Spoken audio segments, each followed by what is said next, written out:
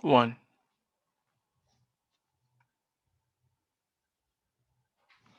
Hello, yeah, can you hear me? Sure. Okay, all right. So I think really which what I'm waiting. I think I'm waiting for the contestants, then some of the judges. Let me start. Uh,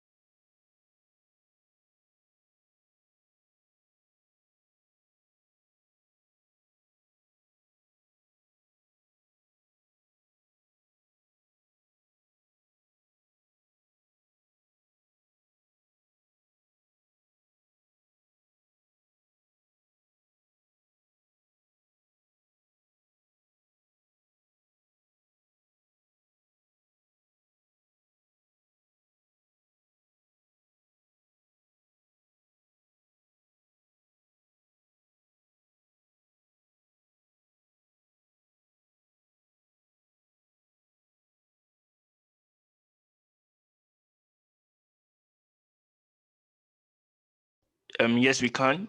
Miss Melanie, you can speak.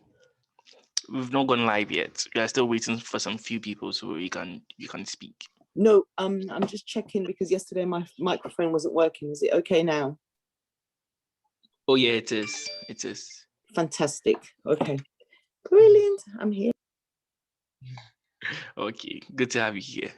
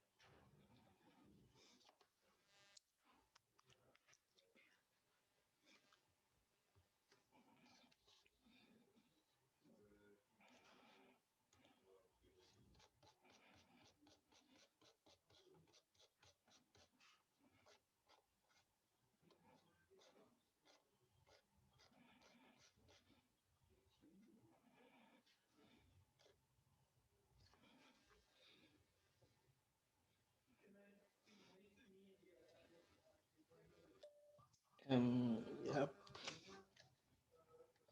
Yeah. Where is it?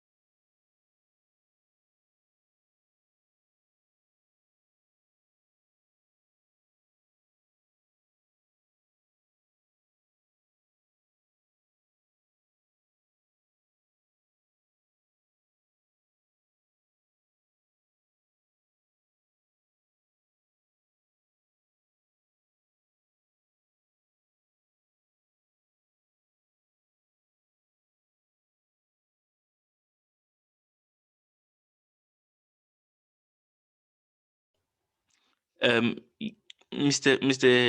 Anthony Yeboah, please can you get the remaining people on board, because right now we are waiting for, I think, um who are we waiting for? I'm waiting for the debaters and Mr. Abdul Kadir and I think Mr. Popolampo too. So please Mm. check through them. Yeah, get them on board so that we can start. It's like time echo, right? Thank you. So yeah, just waiting for the contestant. Look at it. Yeah, my mind. I says let me just okay.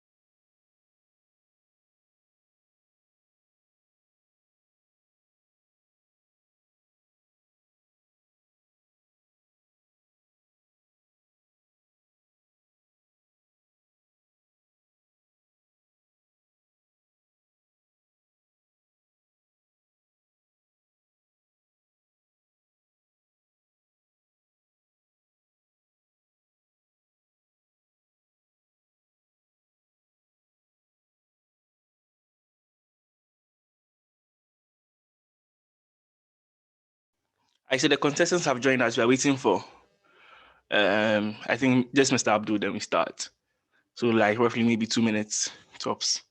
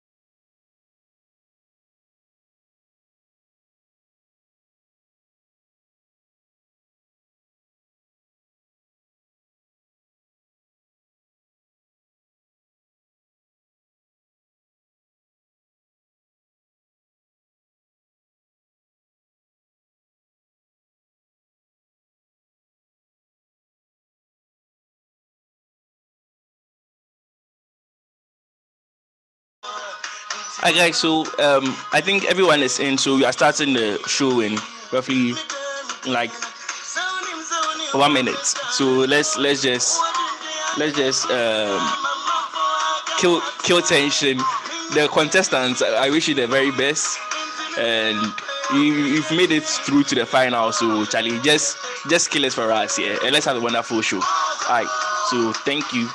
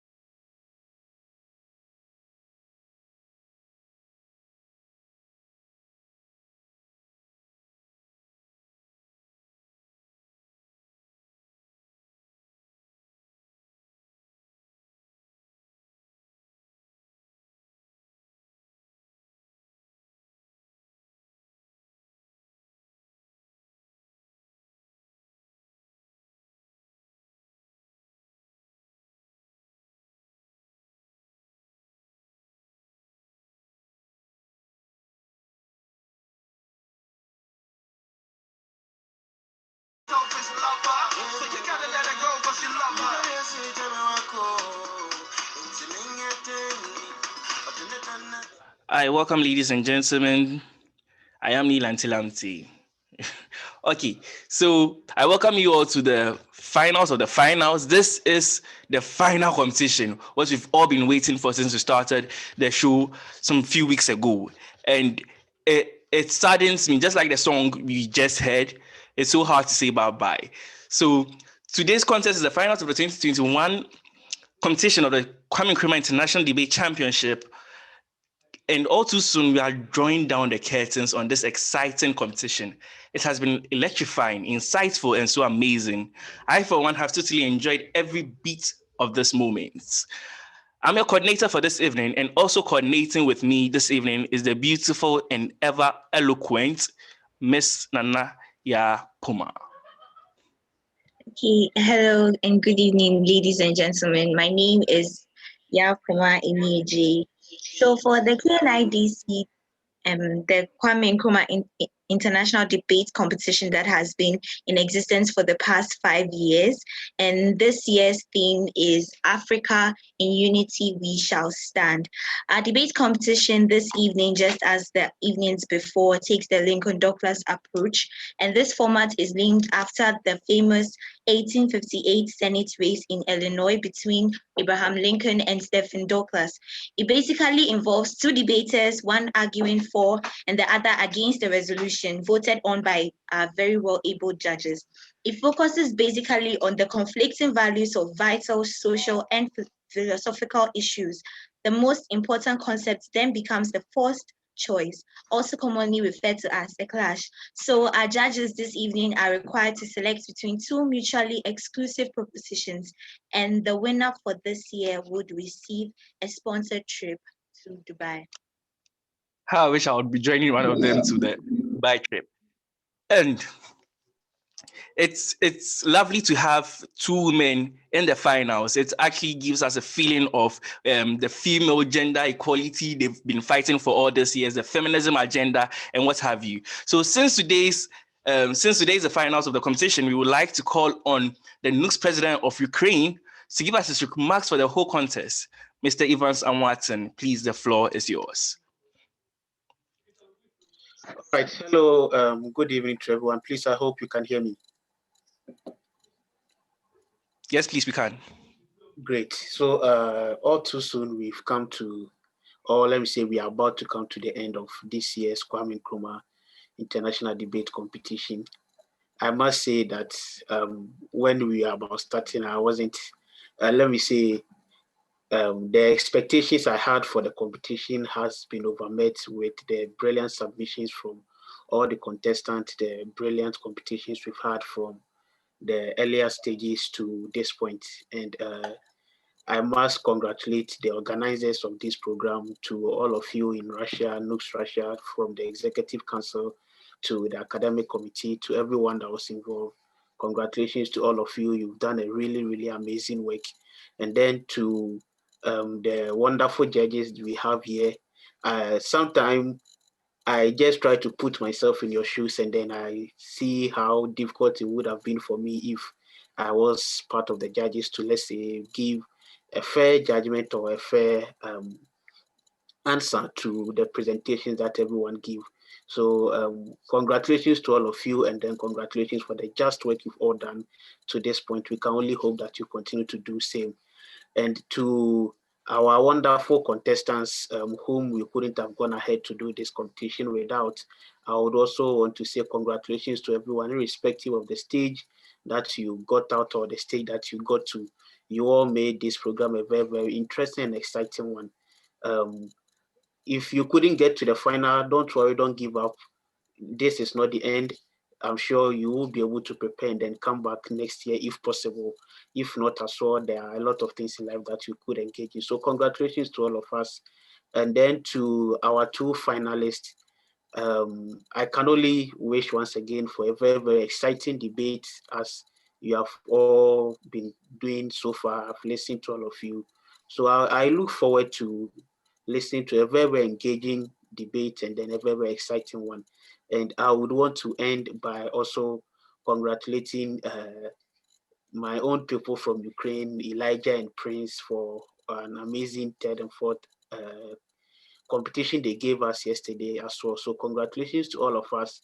And to end, I would also want to thank everyone that has supported, everyone, the listeners, sometimes the comments, the engaging comment we give in the group and all that, they all contributed to making this program a success. So well done to all of us. And then I wish our finalists all the best for this evening contest. Thank you very much.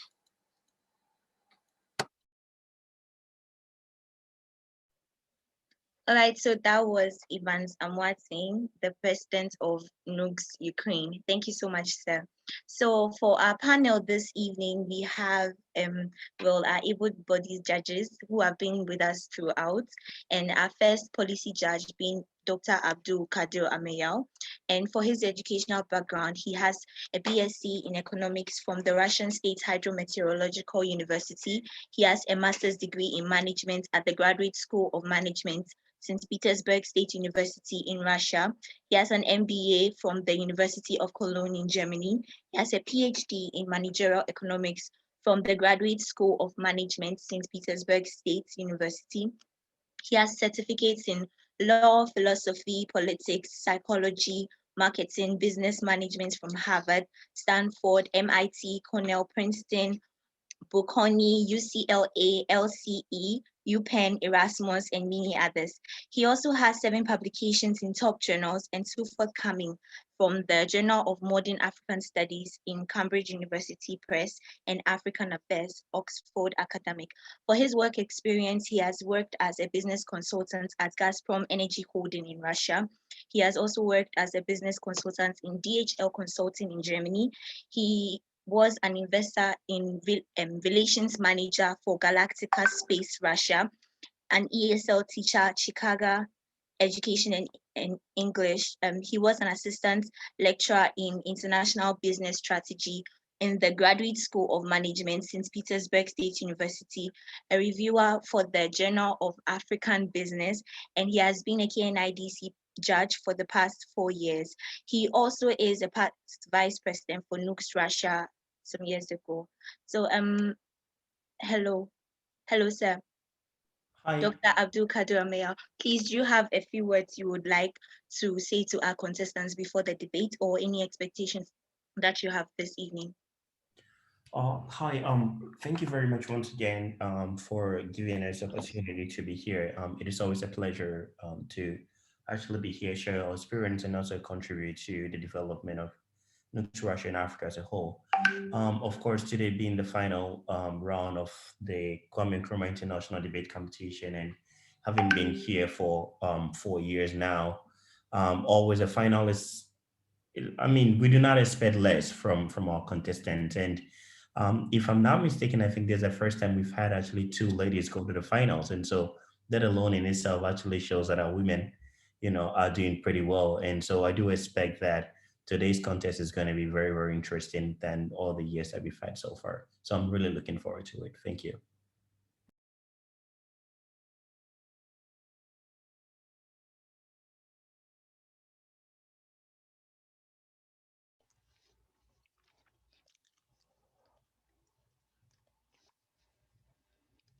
Thank you, Mr. Abdul Kadir, for your wonderful submission.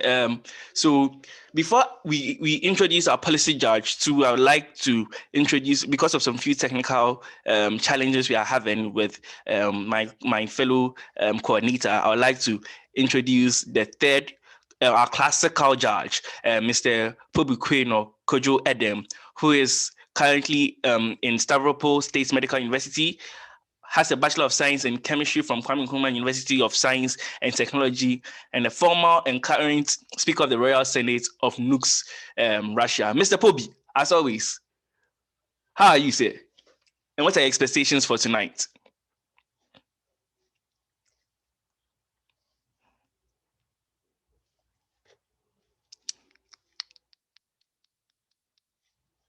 Okay.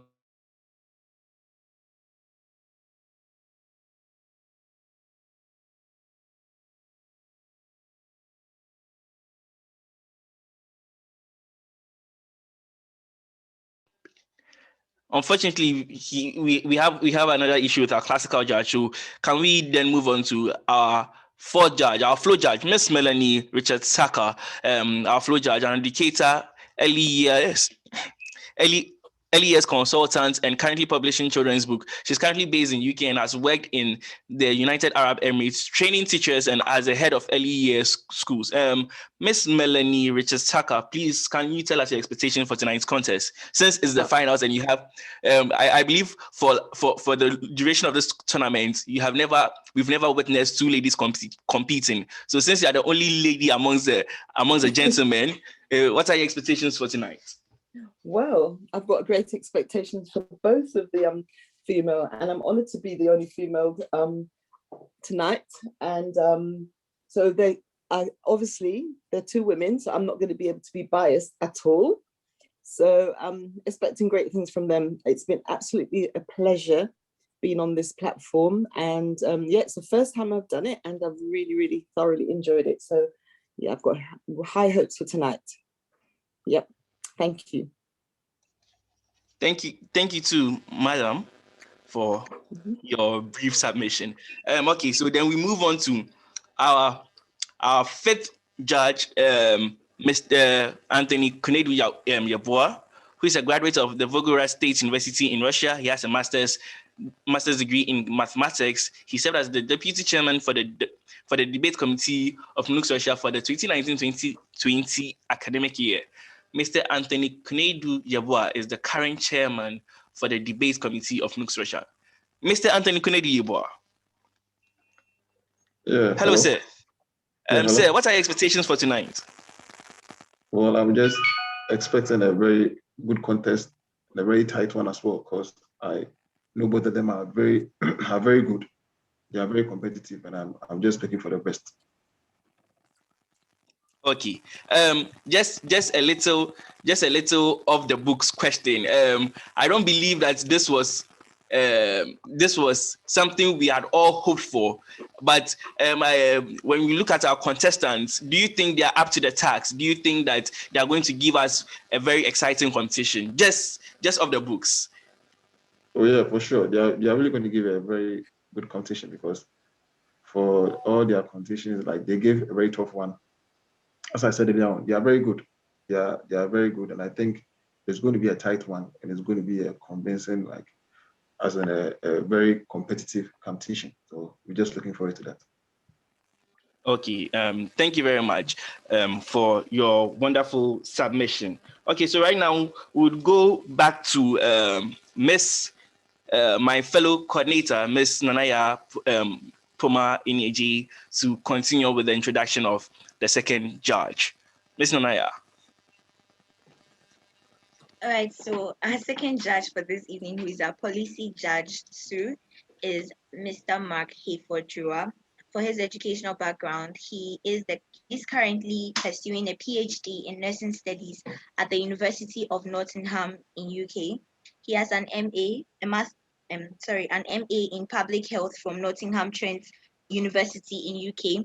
He has a BSc in environmental health and sanitation education from the University of Education, Winneba in Ghana. And he has been an assistant lecturer in the MA Public Health program at Nottingham Trent University in the UK, a research assistant at the School of Nursing and Public Health University of Ghana, and a health tutor at Kokofo Nurses Training College in Ghana. And he is also a reviewer at the Journal of Reproductive Health. So, Okay. Mr. Mark, if you are here, you can also give us your expectations for this evening. I believe Mr. Mark is also facing some technical troubles. I don't know what's wrong with the internet this evening, but he's connected. So let me also introduce Mr. Hayford, Dr. Obi Asante, who is a medical doctor by profession, a patron of KNIDC, and a judge for the past 3 editions of the KNIDC. So if you look at the portfolio we have tonight, we have very well equipped judges to prove to us that this finals is no joke. We are really looking forward to having an exciting competition from our contestants. So our contestants, please be mindful. You already know the way of this tournament. So Miss Poma, take it from here.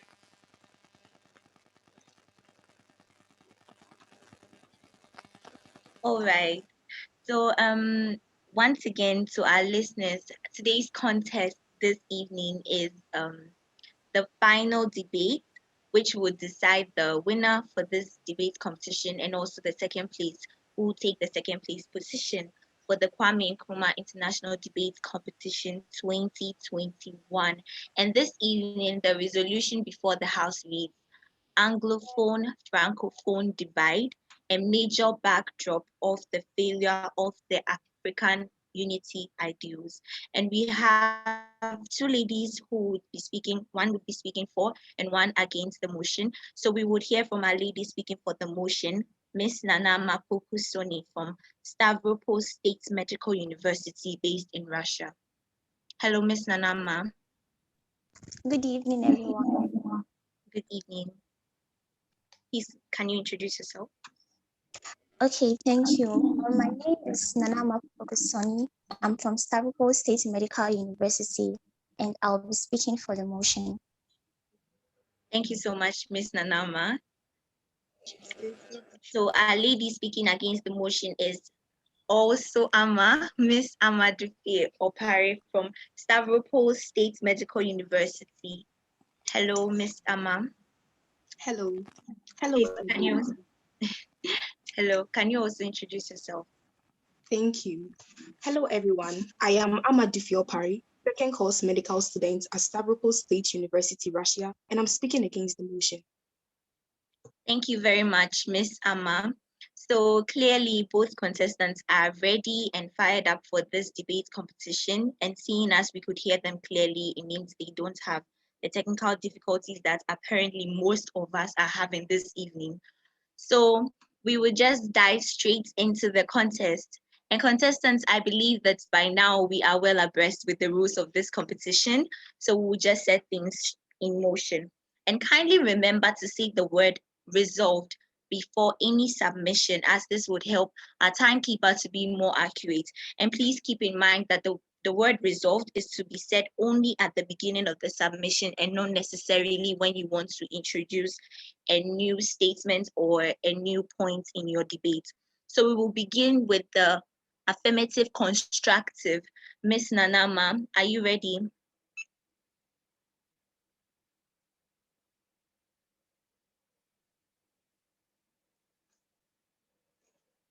Hello, Miss Nanama. Hello. Yes. Hello. Yes, please. Are you ready? Yes, please. All right. You have 6 minutes. Thank you. Mr. Chair, panel of judges, fellow debater, distinguished guests, ladies and gentlemen, I greet you all. The state of being one undivided entity and having important things in common like language, currency, governance system and all defines unity in a continent. The motion before the House is Anglophone Francophone divide, a major backdrop of the failure of the African unity ideals, and I speak for the motion. Major indicating that the biggest but not the only reason. Mr. Chair, the mere fact that we have a group of people referred to as Anglophones and Francophones automatically creates a psychological division in mind. Geographically, there are 54 countries in Africa, with 29 being Francophone and 24 being Anglophone. To begin with, firstly, difference in system of governance. The French colonies came with a centralized system, which is to impose and rule directly, whereas the British colonies came with a decentralized system, which is reorganized authority to have system of co-responsibility between governance institutions of regional and local levels. Almost all French countries are indirectly controlled by their colonial masters, from seeking approval for their economical budgets, political decisions, and France sending army to make peace when there is violence, failing to acknowledge the presence of the African Union. The Francophones always want to take a common position which conflicts with the Anglophones. In fact, the Francophones are even failing to join the ECOWAS by creating their own organization, UEMOA, even though they both serve the same purposes. The Francophones see themselves to be better than the Anglophones and vice versa. In Cameroon, there is even an ongoing Anglophone crisis where the Anglophones want to separate from the Francophones because the Anglophones want the federal state and the Francophones are failing to agree. This Anglophone problem is increasingly dominating the political agenda of Cameroon. Do you think all this would have happened if we were one? Resolve, secondly, different educational legacies. Education isn't just about acquiring knowledge, but a process which also brings positive changes in human life and behavior. The British were interested in containing the cost of their colonies and enlisted the help of mission societies to provide education on their behalf cheaply. Missions had considerable freedom in how they ran schools, recruited teachers, taught religion, and adjusted teaching content to local conditions. Furthermore, the first grades of primary school's instructions was in the local vernacular with English as a subject. But the French ideology aimed at assimilation to turn Africans into Frenchmen. Education was considered key. Schools could not operate without government permission. They had to employ government-certified teachers and follow a government curriculum, and French was the only language of instruction. This disparity in education systems has enforced the dysfunctionalities of our attempts to have a united Africa and united sub-regions because students trained within the Anglophone regime have a different mindset to that of the Francophones. In the long run, we are training future leaders who are going to see differences between the English Africa and French Africa. Thirdly, currency differences. In a bid to liberate French West Africa from monetary slaves to France and facilitate trade in West Africa, the ECOWAS proposed the implementation of a common currency, which was to absorb the CFA, Financial Cooperation in Central Africa, as well as all other Western African currencies. But while talks were still ongoing around the best possible channel of implementation, the Ivorian president met with the president of France without the consent of the ECOWAS heads of state to declare that the CFA for French colonies was going to be changed to the ECO, implying that it was still going to have a parity with the euro and still be regulated by France, which will not be favorable for the Anglophone West Africa. Meanwhile, having a common currency strengthens our economy, going the long way to strengthen our unity. Resolve, moving on, language barrier. This makes it difficult for us to exchange skilled resources. Doctors and other professions that are on demand cannot be shared efficiently among us. We find Ghanaians traveling to Liberia, and Gambia rather than our neighbors. Having a common language makes it easier for trading and migration. For instance, Ghana shares borders with French countries, but we find ourselves connecting more with the Nigerians due to the English brotherhood. It even brings about favoritism sometimes, as Francophones are more friendly to their colleagues, likewise the Anglophones, and this sometimes causes one to be denied of a job because he's either Anglophone or Francophone. Lastly, restriction on movement, meaning tightening of trade, migration, and collaboration. ECOWAS, the Western Africa, have agreed on a common passport. Same applies to the Eastern African communities. But some ECOWAS countries need visas to travel to some Eastern African communities. Examples, Nigeria needing visa to travel to Kenya. Private businesses can't easily flow in and out in the different sub-regions. I'd like to show something on the screen. So this is an African Statistical Yearbook 2020 of Nigeria. Nigeria, as of 2019, had a total export of 62,633 millions, with only 12,801 exported to Africa. And as you can see, the main destinations were India, Spain, Netherlands, Ghana, and France, with only Ghana being the African country. Though Nigeria shares borders with Francophone countries, they find it easier and more preferable to trade with the Anglophones. But imagine how united Africa would be if we were fighting to achieve a common governance system, educational system, currency, language, and easy movement. Thank you.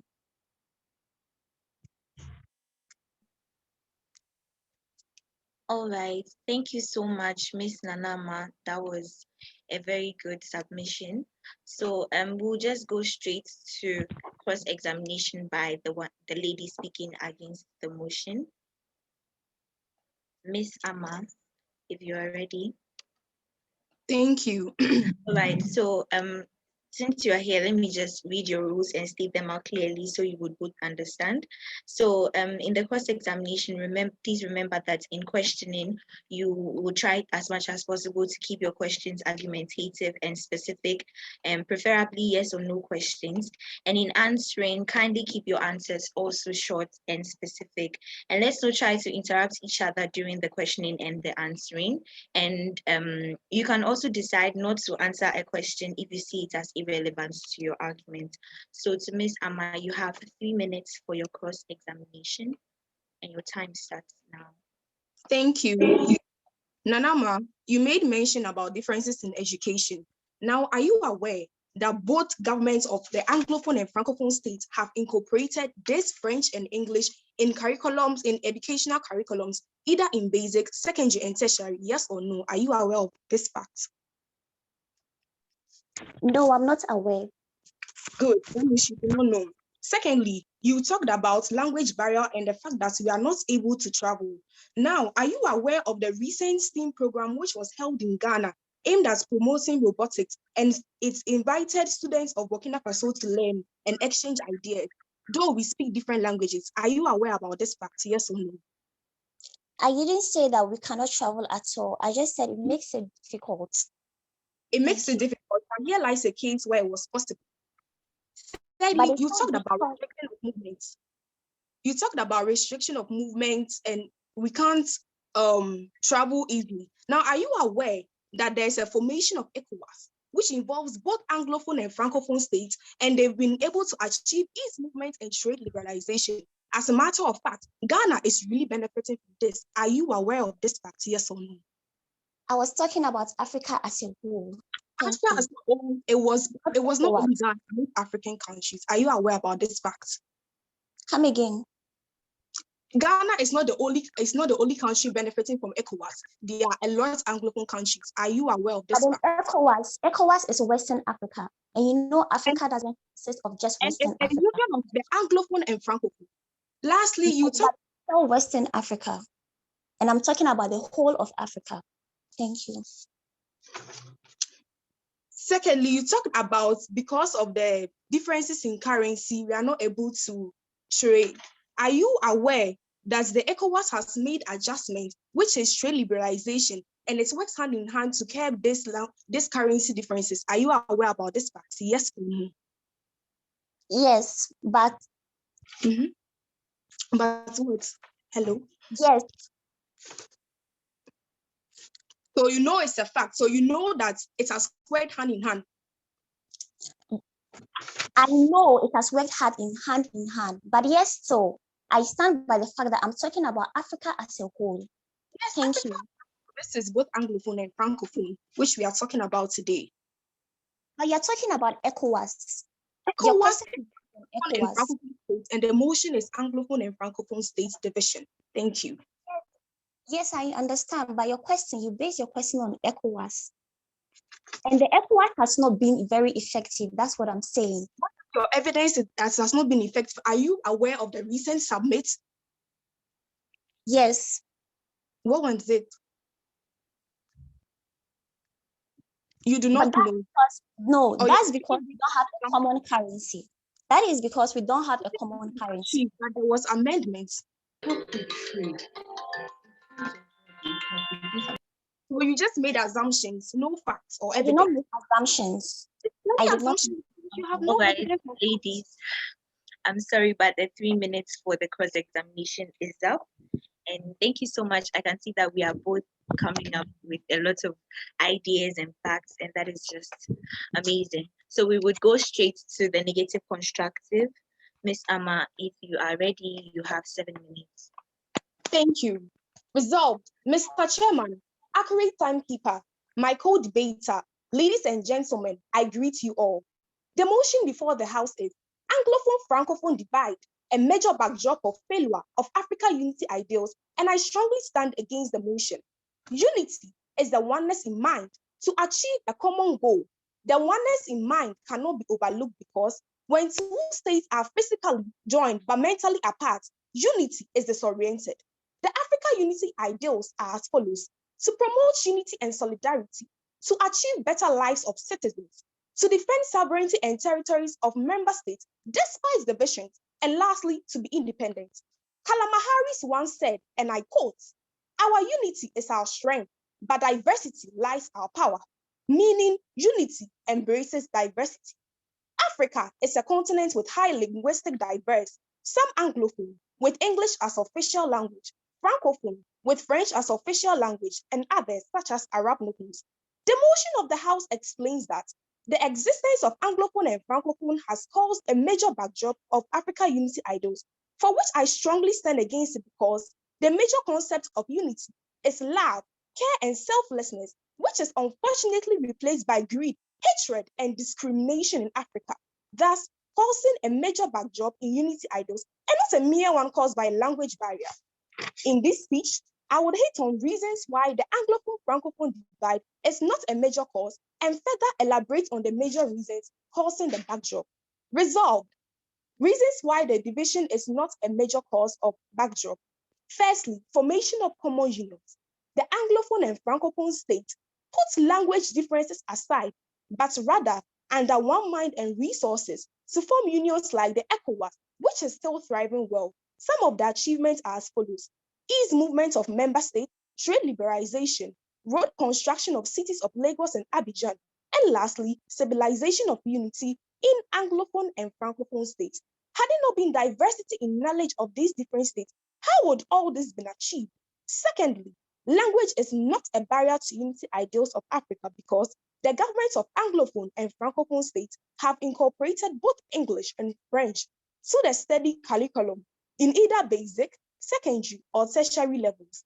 This has rather strengthened bonds by learning different cultures and has helped students in exchange programs across worldwide. Lastly, acquisition of skills, reported by GES, a recent STEAM program aimed at promoting robotics and engineering held in Ghana, helped many citizens of Burkina Faso to acquire knowledge and skills. Mr. Chairman, all these have rather strengthened bonds and ties among member states and definitely not a cause of backdrop in African unity ideals. Moving to the main causes of backdrop in unity ideals, my first point is greed. Sad but true to be told, the world of Africa faces corruption of all forms: theft, underground transactions, diversion of funds among member states in organizations like AU, which aims massively to promote unity ideals. Some examples are as follows. According to AfricaReports.com, $1 million donation from Nigerian state dating from 2018 has disappeared in quotes from the APRM and financial structure of AU. Investigation showed a detailed transaction between Director General Secretariat South Africa and Malarian Director Co-operator. Again, several reports of diversion of funds of the APRM were reviewed. An example was the illegal use of the APRM resources to convey guests from a distance of 400 kilometers for a mere birthday party and other selfish gains. Fuel and money has been wasted. Meanwhile, when troops from member states are needed to defend their territories, which is an African unity ideal, the main problem encountered is lack of resources and transport means, forgetting that the money once existed but was diverted illegally for selfish gains.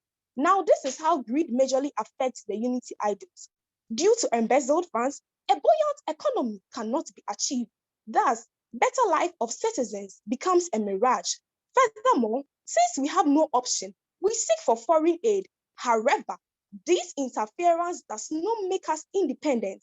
Thus, the African unity ideal of total independence becomes a mirage. Secondly, xenophobia. Xenophobia is the hatred and dislike that a country breeds for another based on preconception. The attacks of xenophobia in the world of Africa has broken ties and peaceful coexistence among member states.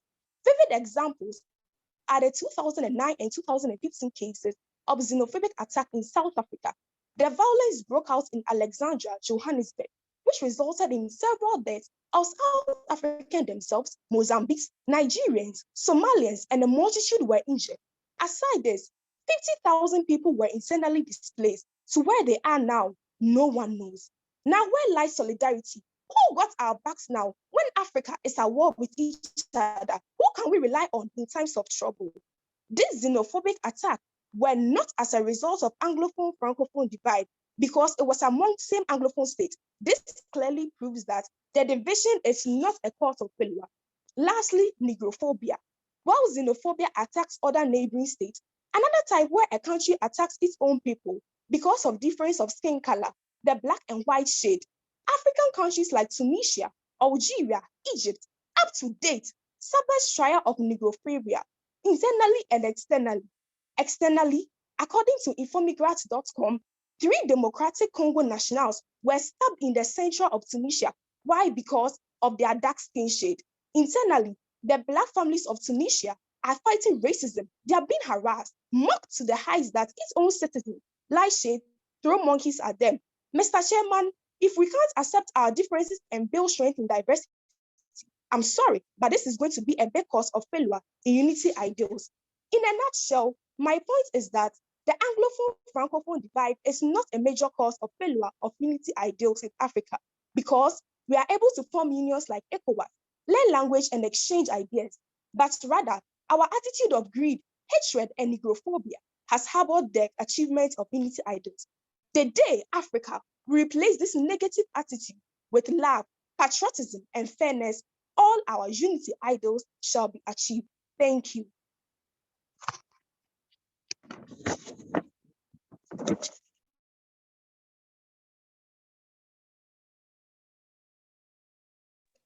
Thank you. All right. Thank you so much, Miss Ama, for that. Thank you so much.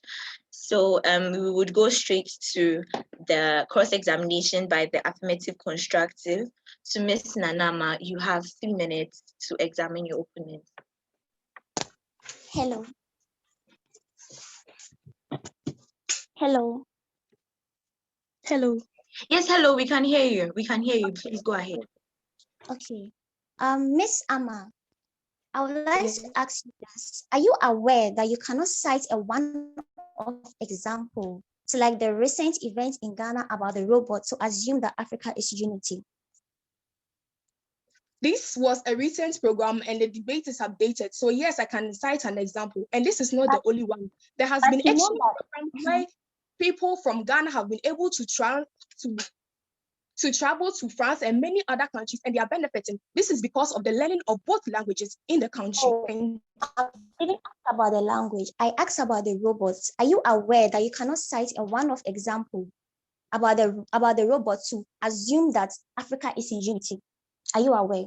This is an education The example. robots being, yes, are you aware that something happening in one country doesn't signal Thank that you very there is much. unity It did not in happen the in whole? only, it happened in Ghana, but invited many people from Burkina Faso, Senegal, and many other countries. It was an international national program.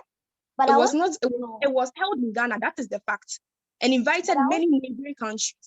So it's But I not just also one want country it held many countries. Thank you. But I also want you to know that something happening in the western of Africa doesn't signal that there is unity in the whole of Africa. We are talking about unity in whole of Africa, not just one aspect. Thank you very Moving much. on, do you Says know that that the Francophone divide is not just limited to language, but actually speaks to the political ideologies that dates back to colonialism? Do you know? Limiting It's the not, divide to language. You can't limit the it's divide. not, You kept talking about language. I'm asking, do I you did know not or only you do talk not? about language. I did not only Do talk you about know language. or This is you do because not know? each country has a way it governs. But Ama, it is do you two know of them. that the divide is not just limited to, but actually speaks about the political ideologies also? Do you know? And you know, we were colonized by this French and the Francophones and the Anglophones. So we were implemented. We took their system. So do you know that the political ideologies also plays a very big role in this? Do you know or you do not It does know? not play a role because it does not Do affect you neighboring know or you countries. do not know? It's a false, so I'm not answering this question. Okay, moving on. Do you think you talk about xenophobic attacks in South Africa? I would like to ask you, apart from South Africa, can you mention at least 2 countries that practice xenophobic attacks? Apart from Yes, South I Africa. mentioned, thank you very much, Mozambique and Burundi.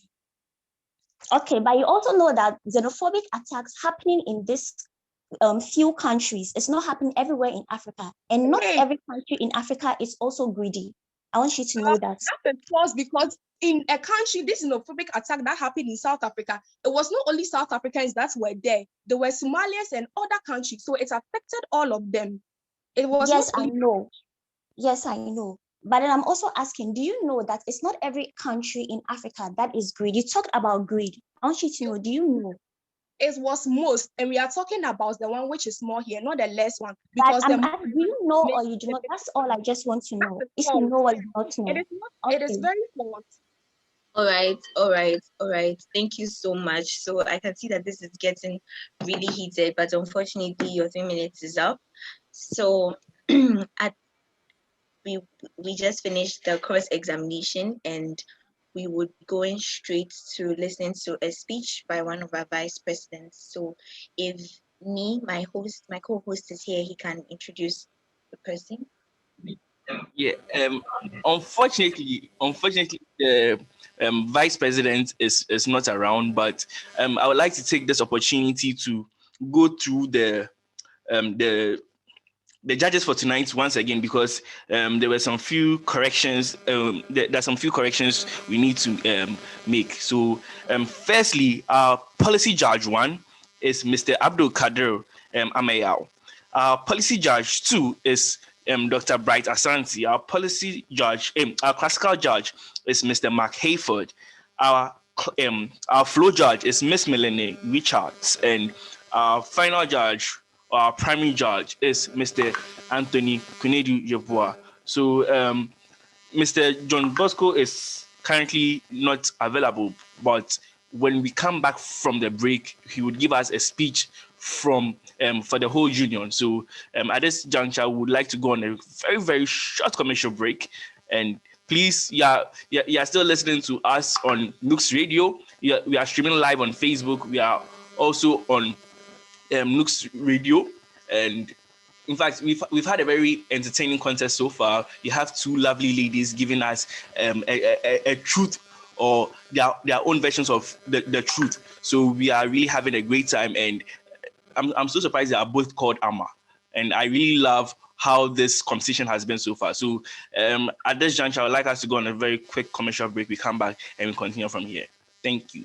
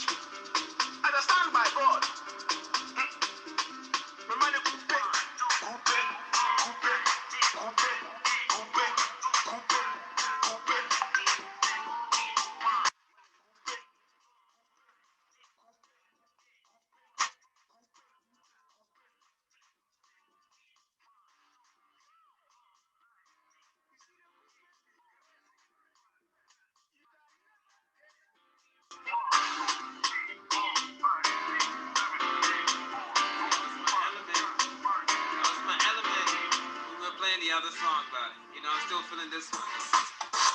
Bowley.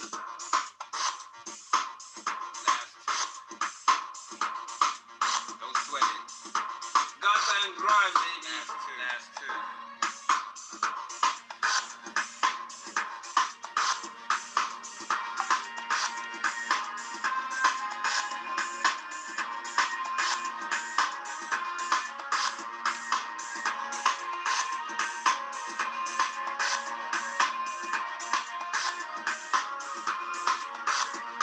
Check it out. Now you may kiss your bright.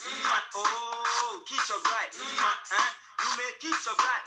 Oh, kiss your bright. Now you may kiss your bright. Oh, kiss your bright. Huh? You may kiss your bright. Oh, kiss your bright. Right.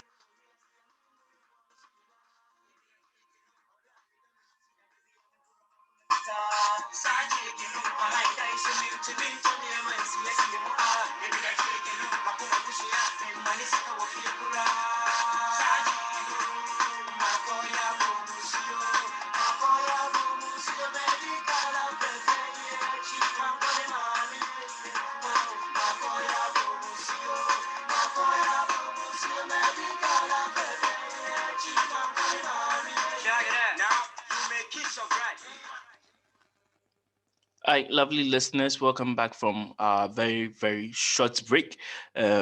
So we are continuing from where we left off, but before, you should kindly send your messages to our Facebook page at Nooks Russia, as well as to our WhatsApp group page. Please, we are not getting the interactions, the controversies, and like the messages which we had in the past competitions. Or is it because both contestants are from the same university? Please let's have our own debates in the WhatsApp group, and also you can find a link to this page of our Facebook below. So at this juncture, I would like to call on the Vice President of Nooks Russia, Mr. John Bosco Ferrier-Young, to give us a short speech or a remark on behalf of the president, who is attending to other pressing matters and could not be here. So, Master John Bosco Ferrier-Young, please, the floor is yours. All right. Thank you so much, Mr. Bernard, for the warm introduction. I'm really very appreciative. Well, for time's sake, I'll just move straight forward to the speech. There is a popular saying which goes, and I quote, that the unity of Africa reflects the most noble of aims. It must be pursued by all who are convinced of its necessity. And it is against this backdrop that Nooks Russia, as a body of Ghanaian students in the Russian Federation, extend our unity across board to every African student in Russia and in other parts of the world. And it is for this reason that the KNIDC competition incorporates every African student within the diaspora and in Africa. Ladies and gentlemen, I am very grateful for the opportunity bestowed on me to give this short speech. And on behalf of Nooks Russia and on behalf of the President, His Excellency, Mr. Hadi Mumini, I would like to thank the academic committee for the wonderful work that they've put across, for the efforts that they've put in place to make sure that this debate come to a successful end. I would also like to thank the judges, as the President of Ukraine has already made it, clear. We are very honored that you guys, I know all of us, we've had, couple of things to do, but we have left all that behind to be here in order to see to it that today's competition has, a successful end. We are very grateful to all of you, and may God bless you all. To the union members and to all the various other unions, I mean, Nooks Ukraine, Nooks Ghana, Nooks China, Nooks Brazil, we are very grateful. We are very grateful. We couldn't have done it without your help. We couldn't have done it without your participation, especially Nooks Ukraine and Nooks Brazil. We are very appreciative of all that you've done for us and for all the effort that you've put in place to see to it that this debate comes to a successful end. To all my lovely competitors, Miss Ama. I don't really know Miss Ama Opare and Miss Ama Dufie. I don't know Nana Ama. I mean, that's the local name I know you. I know you by. We are very grateful, and you have proven beyond every doubt that ladies are very capable. You have proven beyond every doubt that giving opportunity to ladies in every aspect of our life is a cause that should be pursued by every individual. And indeed, I'm enjoying the competition that is going on. I'm enjoying the argument that is going on. I know very well that the two opponents here are very close friends, and they attend the same school, and they live in the same hostel. But they are giving us, they are proving it to us that yes, when it comes to intellectual matters, yes, they are well equipped, and they are giving us the fact. Once again, on behalf of Knidc Russia, I would like to thank everyone, ranging from the judges, the organizers, the union, and all our listeners that continue supporting us, continue supporting Knidc Russia, and we shall achieve the unity, the African unity, the development, and all the plans that we have for Ghana, for Knidc Russia, and for Africa as a whole. Thank you so much, and God bless us all.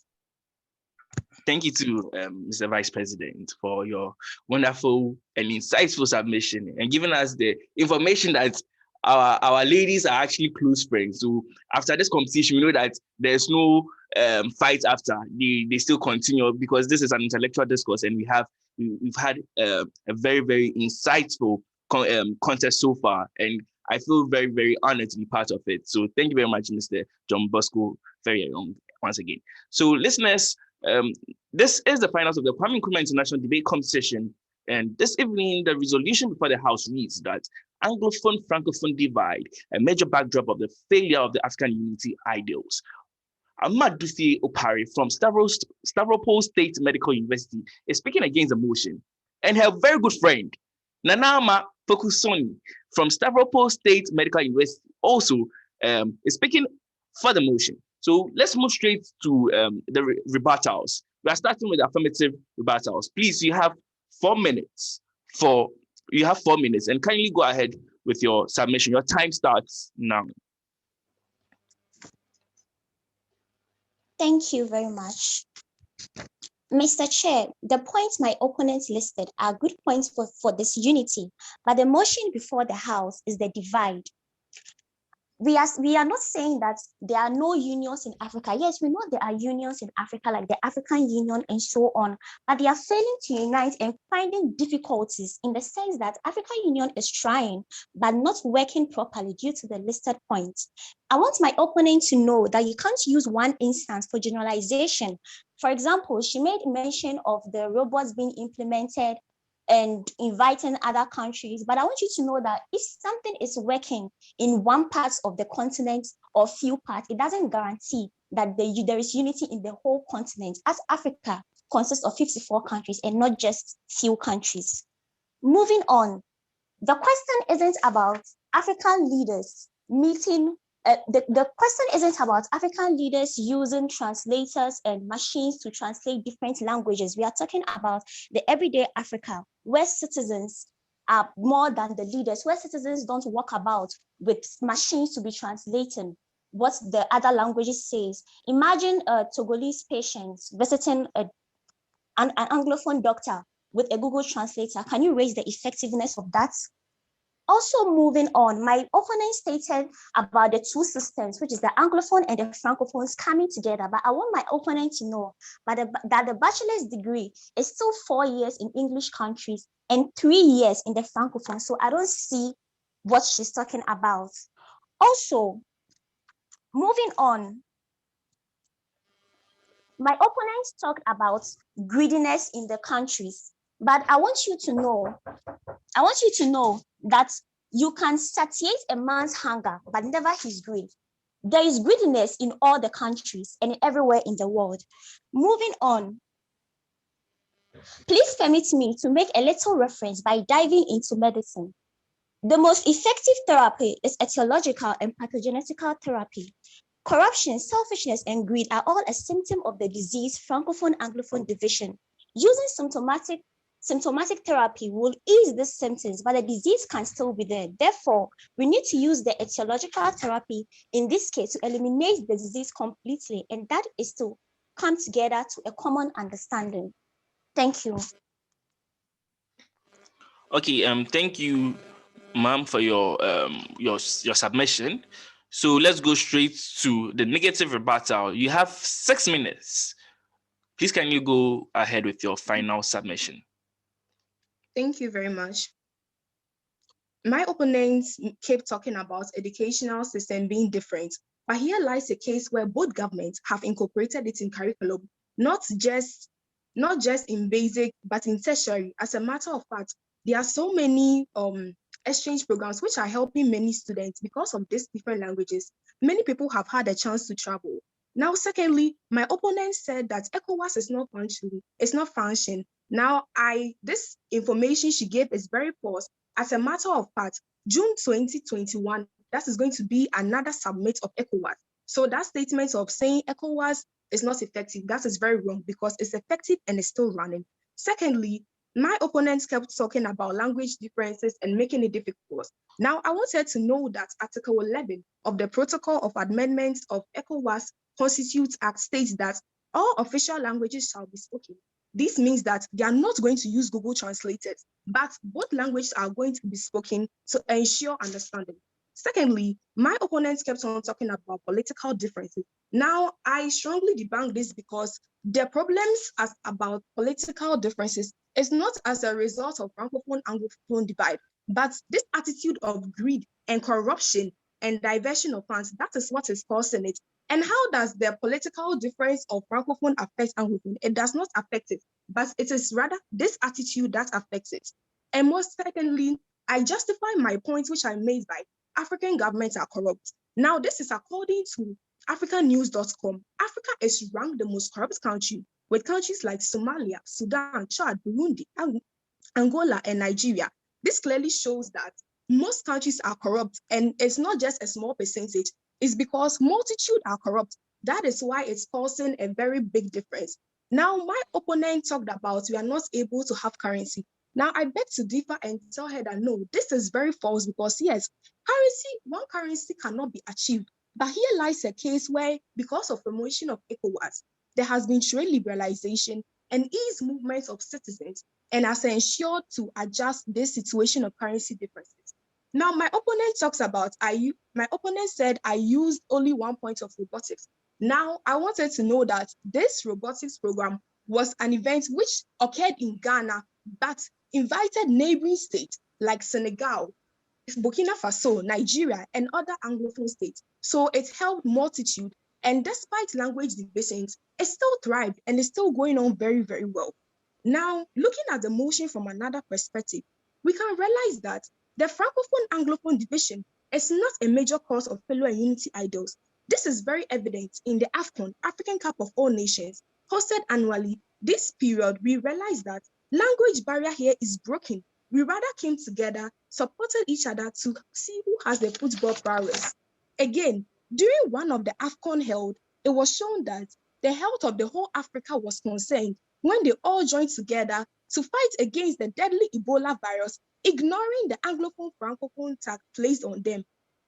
Also, the unity of Anglophone and Francophone countries was very evident in the 2010 World Cup, there where Ghana was the only African country remaining, but had massive support from Francophone countries.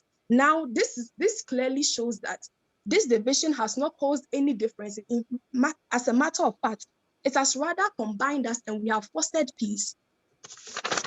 Mr. Chairman, it is the attitude that is hindering us from forming. I continue my argument by hitting on the major causes of backdrop in unity ideals. My next point is selfishness of both citizens and nations as a whole, affecting the peace and better lives. I justify my argument with vivid examples. Between 2009 and 2019, Nigerian government committed billions of dollars for peace building program. This was to cover for education, training, and entrepreneur and peace building. And sadly, this is what happened. Instead of the money to be used to promote peace, the money was embezzled, was funded by greedy people, and they just shared false pictures showing that it has occurred. Now, this attitude of selfishness will not get us anywhere. That will be the reason why we will not have a buoyant economy. Thus, better lives of citizens will not be achieved. Mr. Chairman, my opponent has failed to talk about the other African unity ideals. It is not only unity, but Mr. Chairman, it's about better lives and to be independent and also to defend territories and truths. Mr. Chairman, moreover, in the history of African news, according to bbcnews.com, it's proved that the conflict affecting peace and stability of African states does not arise from Anglophone Francophone divide, but rather problems of religion and ethnocentrism of other states which are not Anglophone or Francophone. A clear example is the 2015 and 2019 rampant war of Egypt and Libya. Inside Libya itself, Egyptian laborers were targeted. Millions of Islamic State groups were kidnapped. 21 Egyptians were beheaded. Now, this shows that it is not about Anglophone Francophone division, but it's as a result of as a result of religious differences. Now, and this was among same states which are both on the north side of Africa, North Africa. Not even to talk about the rampant crisis of Boko Haram in Nigeria state, causing death, chaos, and confusion. These cumbersome clashes among member states does not ensure peaceful coexistence, thus causing a major backdrop of Africa unity ideals of unity and solidarity. Now, how can we defend our territories if we are at war with each other?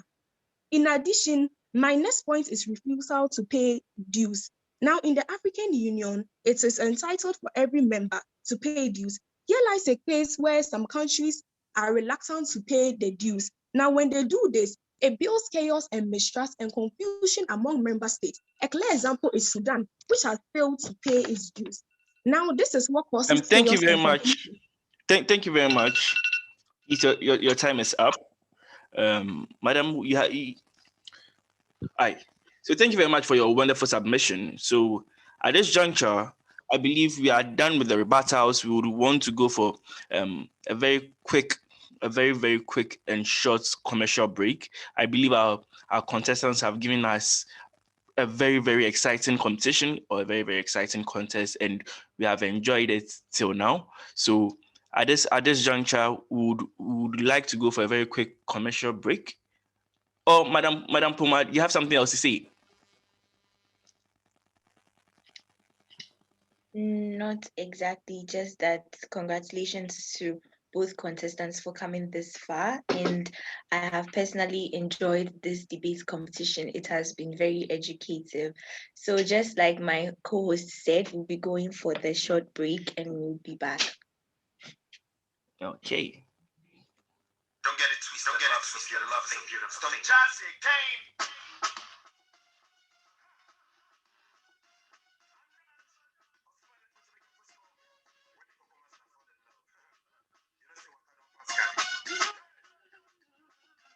I'm in love.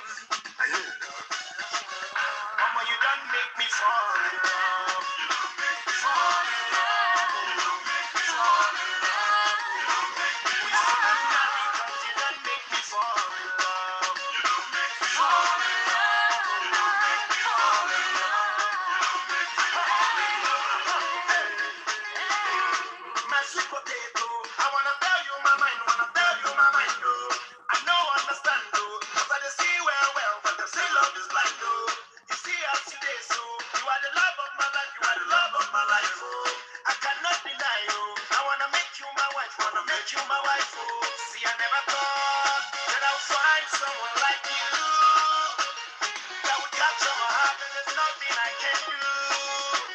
I used to brag to my friends that I'd always be a player, but since I set my eyes on you, mama, you done make me fall in love. You done make me fall in love. You done make me fall in love. We still not married, but you done make me fall in love. You done make me fall in love. For you, I make me fall in love. You done make me fall in love. My sugar banana, as I don't get you, if I say make a hammer, me I know you way to make you come follow me, make we go see my mama. For better for worse, so we go get together in any kind of weather. See, I know the joke. Say, not true at the talk, not true at the talk. My friends, they ask me, say, oh boy, what is the matter?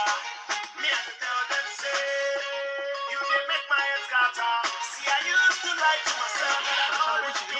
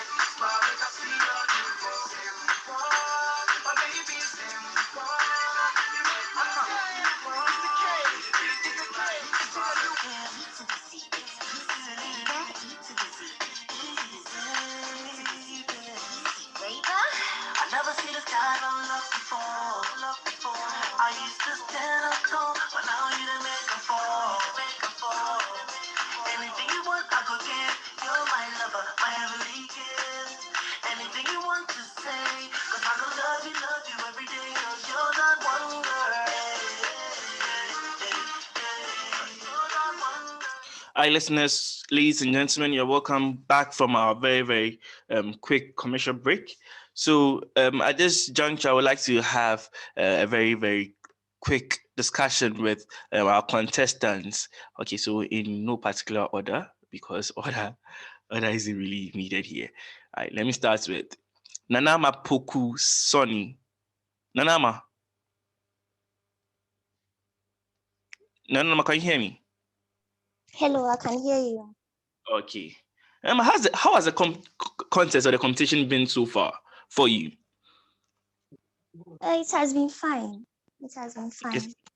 So, which would you say is your best so far, or which would you judge as your best contest, or which do you think you did very, very well in? I would say everything. All the contests you did very well in all of them. Yes. You can't pinpoint just one that you feel you did better.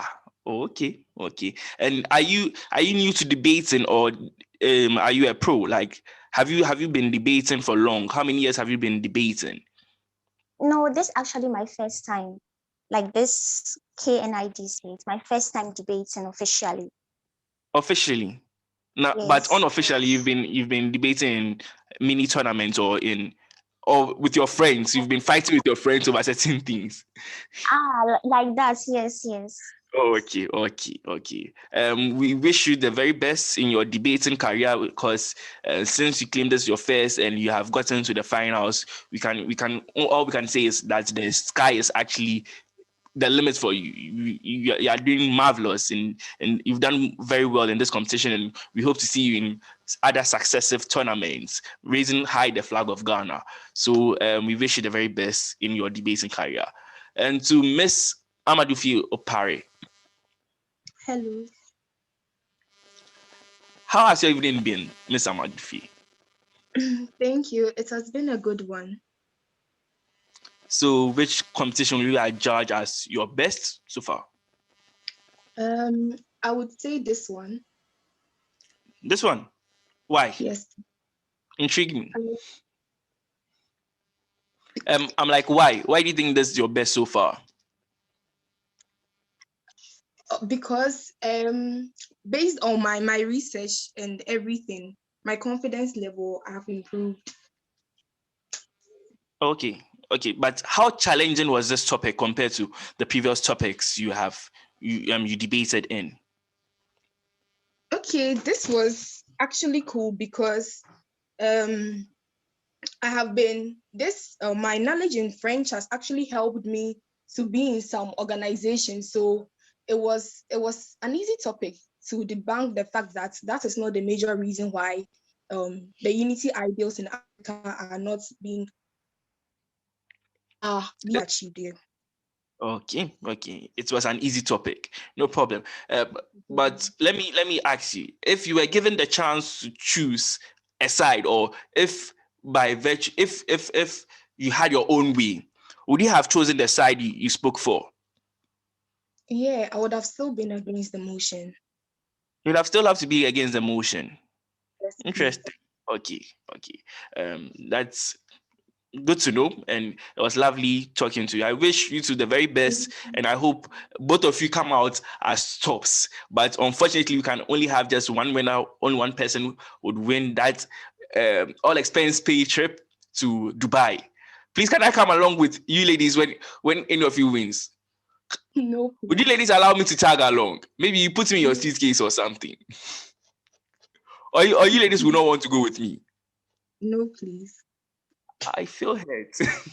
Okay, thank you very much. And when John Bosco Ferryong gave us the information that you ladies are actually friends, it kind of made me love it more, because you've put aside the fact that you are friends and you are debating on like issues like requiring change to society, and it actually gives us a more abreast, or it makes us well versed, that well enlightened, that you ladies know how to distinguish between friendship and political issues or matters which are necessary to the society. So kudos to both of you for a very, very wonderful contest. So at this juncture, Madam Poma, I was waiting for you. Hi. Yeah. The floor is Yes. I don't know. I think our judges still have not collated the results entirely yet. So while we wait for them to get back to us on that, we can still be talking Hello. to our ladies. Can I actually step in? Can I? Hello, I Can I think. actually step in, Oh, sir? all right. Okay. I think that we were supposed to have a conclusion from the affirmative. We are supposed to have an affirmative rejoinder and a conclusion, and we haven't had that yet. Yes, please. My bad. Okay, so affirmative rejoinder. Please, you have 3 minutes to finally say your argument. Affirmative rejoinder. Hello. Yeah, I'm so sorry. It was a technical glitch. So you have 3 minutes to finally say your argument right now. Sorry, please. It's supposed to be 3 minutes, so I'm a bit confused. 3 minutes. Yes, it's 3 minutes. Okay. So shall I start now? Yeah, the time starts now. Okay, thank you. Resolved, I want the House to know that religion isn't a barrier in creating a union. For example, the European Union has Islamic religions like Turkey joining, but then the unity is still going on. People can speak, even though these two languages, French and English, have been implemented in our courses and our syllabuses in the countries. Can you compare the number of Anglophone countries that can speak French and the number of Francophone countries that can speak English? That's because we are not taking this very seriously. And I want you to know that one currency can be achieved. Example is the United States of Africa, with 53 countries combined to achieve a common goal, a common language, and a common currency. Our African, even though these things were implemented on us, some of these things, our African governments can actually lift certain restrictions. For example, Gaddafi, ex-president of Libya, stressed that superpowers should not come to Africa to exploit its resources without any capacity and skills, training nor skills transfer for locals. There has to be a common understanding and transparency in our dealings. I also want the House to know that AFCON is held 2 years and not annually. The African leaders need to be realistic and not idealistic. Kwame Nkrumah, a Pan-Africanist, after gaining independence for his country, Gold Coast, from the colonial masters, saw the importance of Africans uniting to be free from their colonial masters, which was why he went and met the first Francophone countries at then, which was the Mali and the Guinea-Conakry, to unite with the Anglophone Ghana. Gaddafi, ex-president of Libya, Abdoulaye, ex-president of Senegal, and Nelson Mandela, the ex-president of South Africa, all fought for the unity of Africans. Yes, we need to start from somewhere, and some of these African leaders and unions are trying to unite us, but then we are not taking things at a pace, and some of them are being reluctant, and time is money. A union technically exists, but the African continent isn't yet fully united.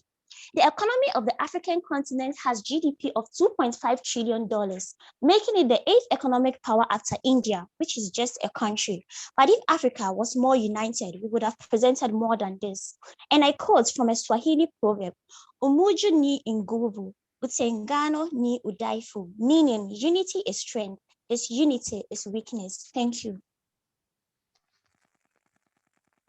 Okay, thank you very much, and also thank you, Mr. Abdul Kadir, for that correction. Please, I apologize. It was a glitch on my fault on my part. So I hope everything is now in order. So judges, please, we are giving you some few minutes because of the small glitch. We are giving you some few minutes for you to collate the results, and would be coming back to you for the results later.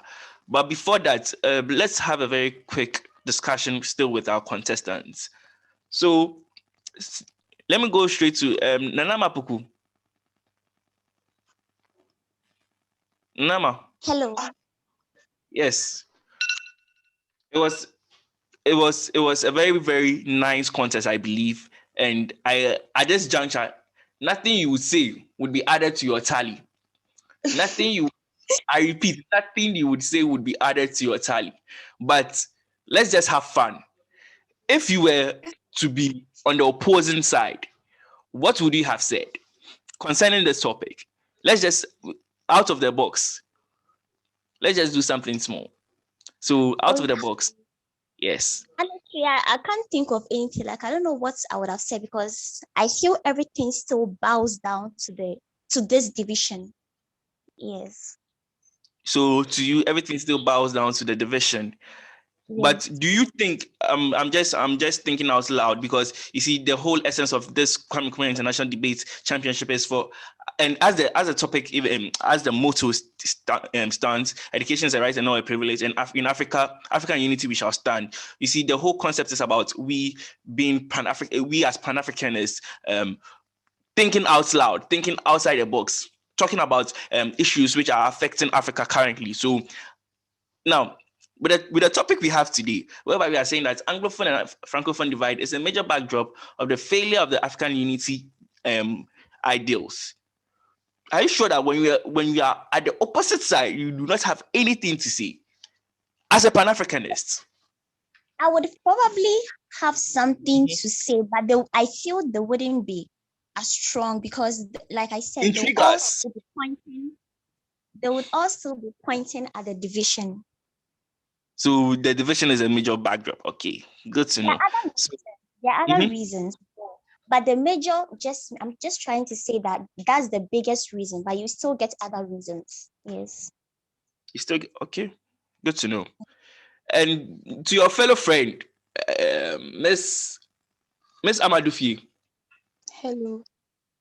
Miss Ama Dufie, why are you down? Has the competition gotten?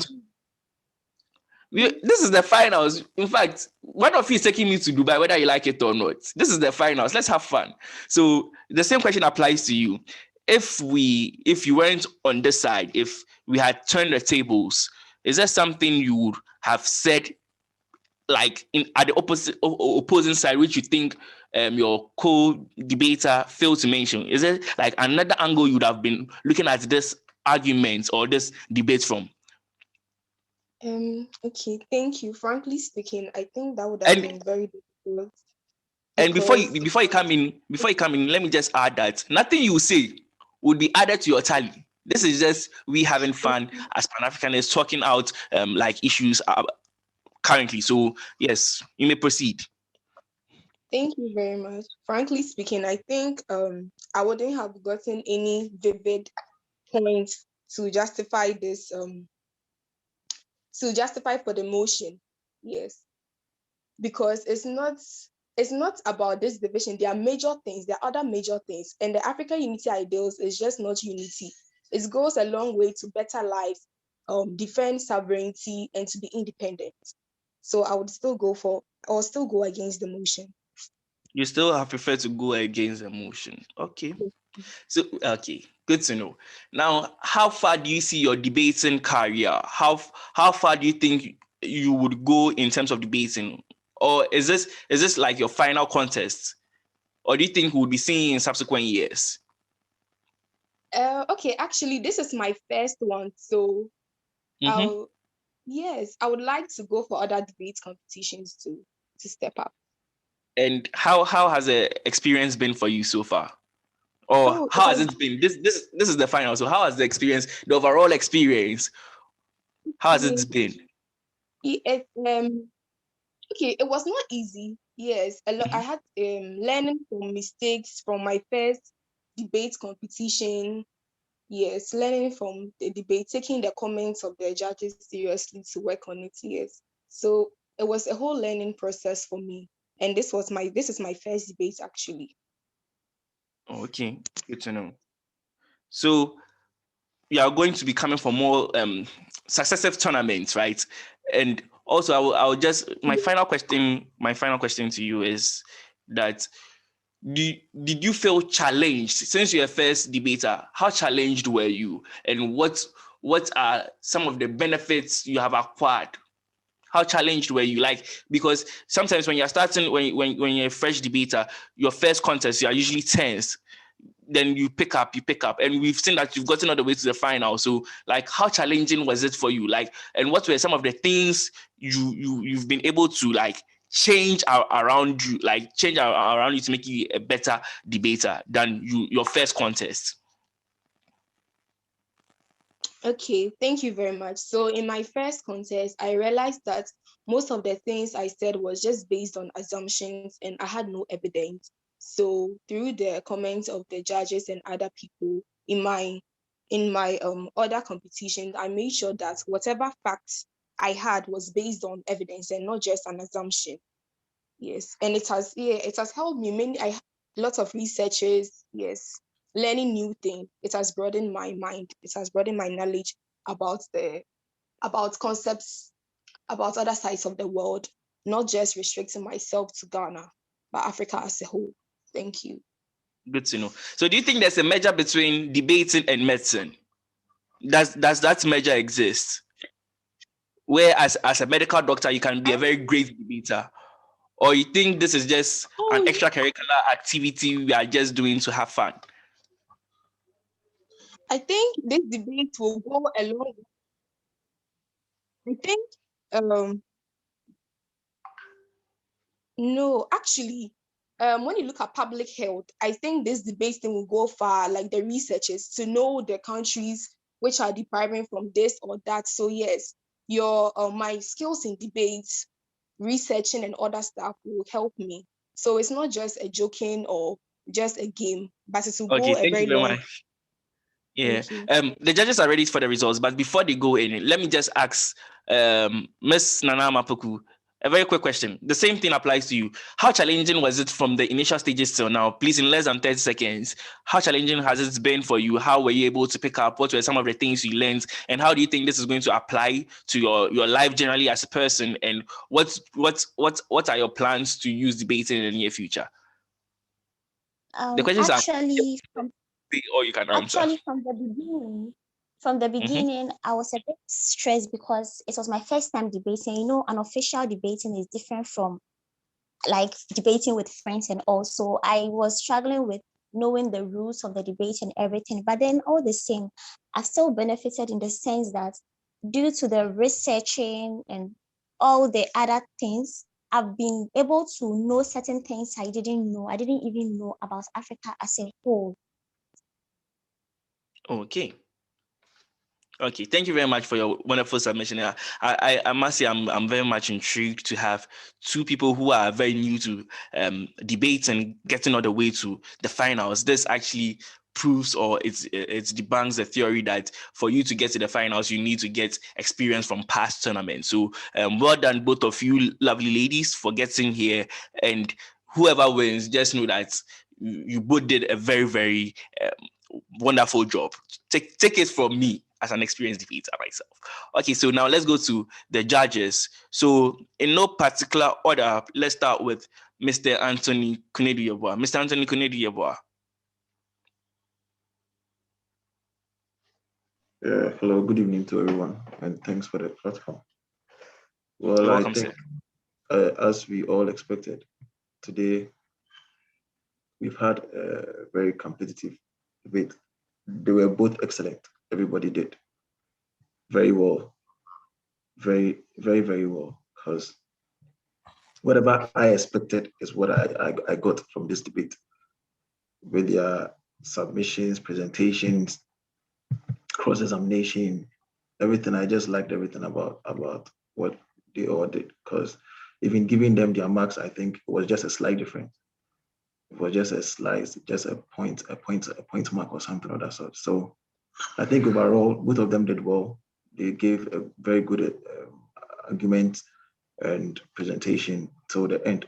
With their cross-examination, they were calm, and everybody, like both of them, answered and gave a good questioning and a good answering. So I think both did well. So with this, I scored Nanama 8 points and Ama Dufie 8.5. Thank you. All right, thank you so much, Mr. Anthony Knidc, who was our primary judge. So we would be listening to Miss Melanie Richards, who was our floor judge for tonight's debate. Miss Melanie. Good evening, everybody. Good evening. I found it was really tough. I kept changing as I went through my scores and so forth, and my arguments as they kind of like came out with more ideas, more information. So for me, Nana Ama, I gave her 8 out of 10 because I thought her argument, it was well constructed, and she used research and some current data to, to formulate her argument. But I felt that her presentation was really tip top. I felt that she presented extremely well with confidence and clarity. So everything she said, I heard, I understood, and it was well structured. For me, Ama also, her arguments, I felt it was okay, but it wasn't backed up with enough research. I thought that a lot of her arguments were assertions. And so I gave her 8 out of 10 for that, and 8 out of 10 also for her presentation, because although she was very confident and she had packed a great deal of information, but at times it was a bit too rapid to grasp some of her points. So overall, Nana Ama, I scored her 18 out of 20 and Ama 16 out of 20. And thank you. Thank you. I'm finished. All right. Thank you so much, Miss Melanie Richards, for that. So we would be listening to our policy judge one next, Dr. Abdul Kadir Ameyao. All right. Thank you very much once again. So I'm going to start with affirmative that is Nanama. And with affirmative construction, there were a few things that I felt that, she could have actually talked more about. And I remember she made claims using, that at least the screenshot that she actually showed in terms of the slide when she was debating. And she made a point that Nigeria actually, the only kind of African country that Nigeria exports staff to is Ghana, and that they do not export staff to other countries or neighboring countries around Nigeria. And I kind of felt that, well, yes, and her reasoning was that because of the language divide, and that is probably the main reason why Nigeria actually does not, commence business or in terms of international trade with these countries. And uh, for me as an economist, it doesn't make any sense at all, because when you talk about international trade, you are not only focusing on basically language. Yes, it might influence, a country in terms of who you deal with, but again, it's not the main factor. Because if language was really the main reason, then African countries would not be trading with China, for example, because I don't think any country in Africa actually speaks Chinese, right? And so to basically base your argument, look at a fact, look at data that actually shows that there isn't significant trade going on between Nigeria and African countries, and then drawing a conclusion that, it is because these countries do not speak the same language it's a bit funny, actually, because you cannot draw that conclusion unless there has been a research that has actually found that countries are more likely to trade with each other if they spoke the same language, which I believe there isn't any research so far to actually conclude that, because we know that majority of international trade actually happens between countries that speak absolutely different languages. And it's all about, demand and supply in international trade. It's all about who can pay more. It's all about who demands the products, or in economics, you call it a commodity market. So because many countries actually, sell commodities. So in terms of oil, in terms of cocoa, cotton, coffee, etc. And so if your neighbor does not really need that, or does not have the infrastructure to basically process the commodity that you sell, then of course you would rather export them to countries where that commodity is needed and can be processed into the final product which consumers need. And so that is the fundamental reason, and it has got nothing to do with language. And so this is something that I hope, at least as a doctor, you learn from, and not basically make this statement anywhere ever again, because it's absolutely untrue. Also, there was one thing that you said, okay, actually, I think I've talked about the most important factor. So I wanted 16/20. In terms of the cross-examination, again, when you were asked questions about, whether language, whether, some African countries actually do business with other African countries, whether, this robotic thing that your opponent talked about in Ghana and invited people from Francophone countries to actually participate in, they have an influence. And I think your response were more like, well, it's not effective because they don't speak the same language. Again, I want to point you back to the European Union. Actually, the European Union is one of the most diverse places in terms of languages, if we want to talk about it. You have countries that speak French. You have even Belgium, for example, as a country that speaks French and also speak Dutch, right? And so if you look at it in this perspective, there is one country that speaks two different languages, and yet they do survive, and yet they're still a great country. So if you go to the European Union, there are a lot of countries that speak different languages: Italian, Spanish, German, Dutch, etc. And yet the European Union is one of the most economically, developed, or in terms of international trade, and in terms of, one of having the largest market in GDP, etc. We know that. And so if your argument was true, again, in terms, you're responding to that, then we should find evidence in the European Union, or the European Union should be should not be united, and they should not have the economic, development that they've had so far. And so if you're making a point, try to see if you can actually relate your conclusion to different continents, and then try to compare and see. So, okay, if that is not happening in the European Union, then maybe it might not be the problem we have in Africa. Maybe it might be different problems and nothing about the language. So that is something that you got to do when you're debating next time, because when you draw a conclusion based on just one case study, in business, we call it case study, without having a control case study, then everyone can say, actually, your result is not reliable. If this is a research that you had to write, a paper, for example, it will be definitely rejected, because we're going to ask questions as to what is your control variable here? What is your control case? So if you take European Union, then you realize that your case is not, or your argument to actually prove that this is what you wanted to say would not be as strong as you would want it to be. And so have that in mind again. Again, we are all learning today.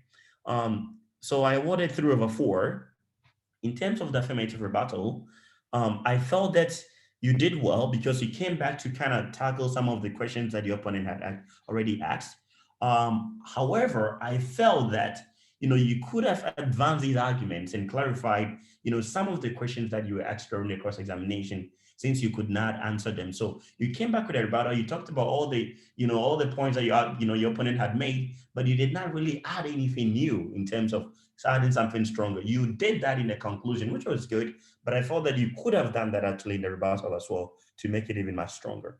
So I awarded 9/12 for affirmative rebuttal, and then 6/7 for the rejoinder and conclusion. And then the other parts I awarded almost a perfect score, actually 1.5/2, 1/1, 1/1, and then 2.5/3 for the presentation style. And so overall, you had 40/50 from my side. Now I'm going to go to the negative, which is Dufie Opare. So I actually like how you started in terms of, first of all, I would say that the beginning to me, was a bit off because you started talking about some definitions and all of that. So as I was sitting here, I was thinking, would you have enough time to finish? And you were able to finish on time. So I was like, okay, then there is no problem then. So you look at the debate or the argument from a different perspective, that it has got nothing to do with the language. Perhaps language could be one of the problems, but there are core problems that actually, that we have in Africa. And those are the fundamental reasons why Africans are not united in terms of, whether it's all ECOWAS or whatever. But again, you also talked about the fact that, even though we think we are not united, we have a, union like the ECOWAS, for example, that actually works. That, at least we know that it's one of the most strongest economic blocks we have in Africa. And so by pointing that out and, supporting that with facts, I really like that. So I awarded 16.5/21. Now going to the cross-examination, I thought your questions were really good, like when you were asking those questions, because it made Nanam actually admit that she was not aware of many of the things you were talking about, which in a debate, if you say you're not aware, it means that you did not do your research fully. So I thought they were really good questions that you asked. However, during the cross-examination from your side, there was a bit of a chaos, like, talking over each other, that I could not really hear what exactly you guys were trying to say. And so I awarded 3/4 for the cross-examination. With a negative rebuttal, I don't know, maybe it was a slip of tongue, but you made a statement. You said, Africa is one of the most corrupt country. Again, when I hear this, it pisses me off so much that anybody would call Africa a country. But again, I do suppose that this was actually, a slip of tongue, and you are not really classifying Africa as a country, because we know that Africa is not a country. Americans say that, and when my American friends say that, it actually makes me so mad.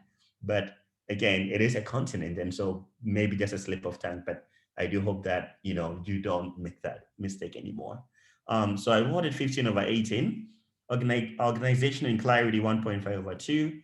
Arguments 1/1. A cross-examination 1/1, and then presentation style 2.5/3. So overall, I awarded Ama Pokoo-Sonny 40.5/50. So from my side, there is only a 0.5 difference between the contestants. So good job, ladies. Very good. Good job. Well done. All right. Thank you so much, Dr. Abdul Ameyal, for that. It was very clear and very statistical. Thank you so much. So I'm so sorry, but I don't quite have the names of the second policy judge and the classical judge because of the slight changes that was made, but we will be taking the next presentation from the second policy judge. So if he's here, he can just go ahead with it. All right. So my name is Dr. Santo Brighton, and I'm the policy judge too. And a very good evening to all our listeners and also to the contestants and my able judges. This contest has been one of the most educative and interesting. And as we have seen from the courses that have been already delivered, it's quite difficult to separate the two. But before, I wouldn't say much because policy judge one has already made a vivid and a very clear and thorough presentation of how the scores went. And I do agree with him on most of the things that he did say.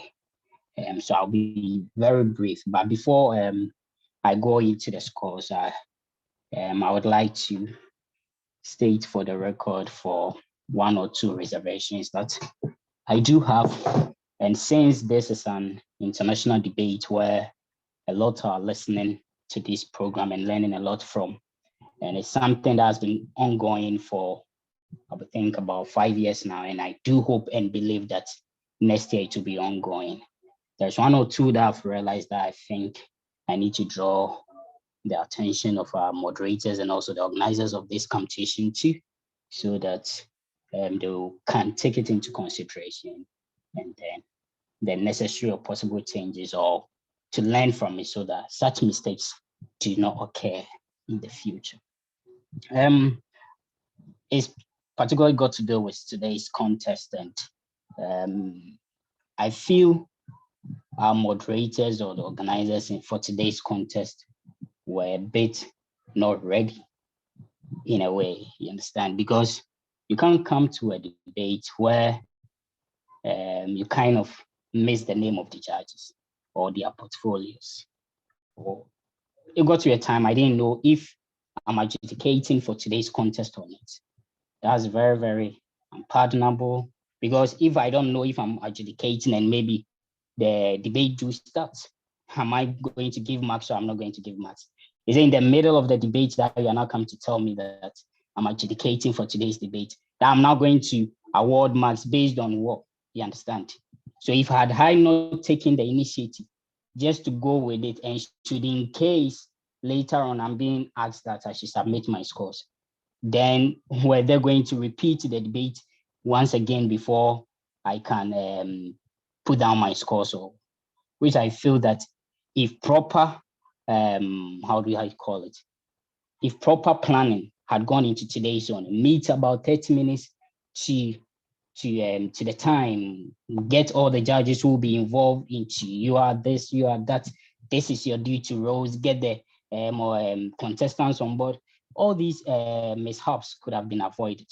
You understand? I had to message one of the moderators or the host to ask if really I'm adjudicating. If I'm adjudicating, is it as a policy judge, as a classical judge? Later on, when they came in to make the changes, Mr. Hayford, which I do believe is a classical judge, before they have said it was Mr. Poby, then later Mr. So if this confusion do come in, then we as judges, like how are we able to know what we are doing?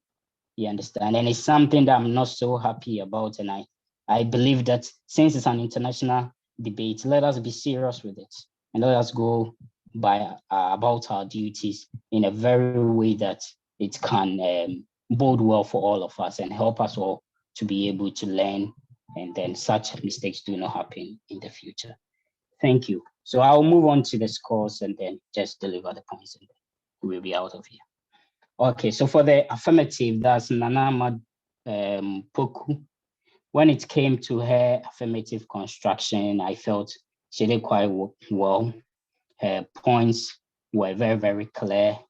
And then she did state enough points to suggest why she thinks that is the language barrier that is seen as a major backdrop of the failure of the African unity ideals.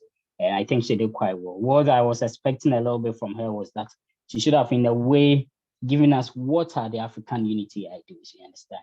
She could have maybe given one or two so that it could have been a bit well defined that from this point, that's where you are tackling this kind of topic, you understand? But she just left it open for us all to assume that we do understand what the African unity ideals.